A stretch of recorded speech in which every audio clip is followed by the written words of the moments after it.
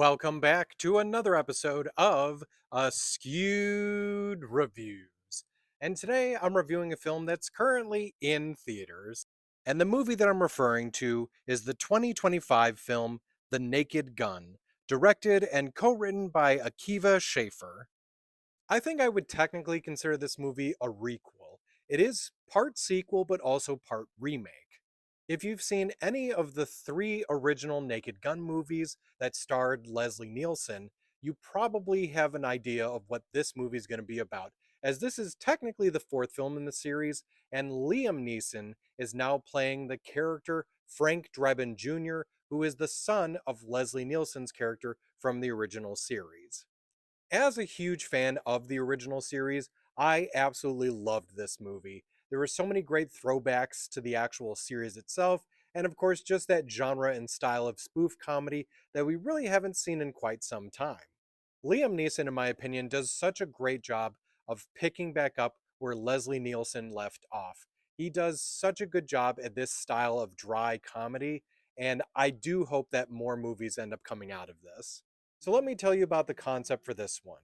Frank Drebin Jr. also is a member of Police Squad, and it looks like, due to the fact that he doesn't really exactly play by the rules, that the Police Squad might be getting disbanded. Now, luckily, a new case does come to the Police Squad, which might help them look a little bit better if they manage to solve it. Now, there are actually two cases that end up being connected that bring Police Squad into a much bigger issue that's happening. One of which is dealing with a man who is in a car accident and whose sister just so happens to be Beth Davenport.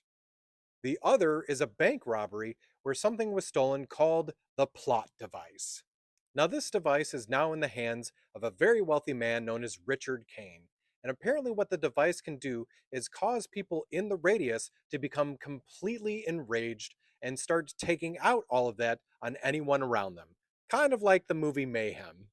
So, can Lieutenant Frank Drebin, along with Beth Davenport and the rest of Police Squad, end up saving the day and stopping Kane from his nefarious plans? Aside from Neeson, I also thought that Pamela Anderson did an amazing job, and I'm really glad to hear that apparently outside of the film, Anderson and Neeson are apparently an item now, which I think is adorable. I also think that Danny Houston, who played Richard Kane, along with Kevin Durand and Paul Walter Hauser, also did great jobs in their roles as well. This movie also has some great fun little cameos with Dave Bautista, Cody Rhodes, Busta Rhymes, Weird Al Yankovic, who appeared in all of the previous Naked Gun films, and even a very blink and you'll miss it cameo from Priscilla Presley, who appeared in the first three films also. So if you were a fan of the original series, or if you just happen to like silly, ridiculous spoof comedies, this is a movie for you. For me, on my scale, I'm going to give it a 4 out of 5, and I absolutely recommend checking this out while it's in theaters. Oh, and one more thing. If you weren't aware, I actually did trivia reviews for all of the original three films in the Naked Gun series. Feel free to look up those videos if you have any interest. I hope you enjoyed this episode of Askewed Reviews. And if you've seen Naked Gun already, please let me know what you thought about it in the comments.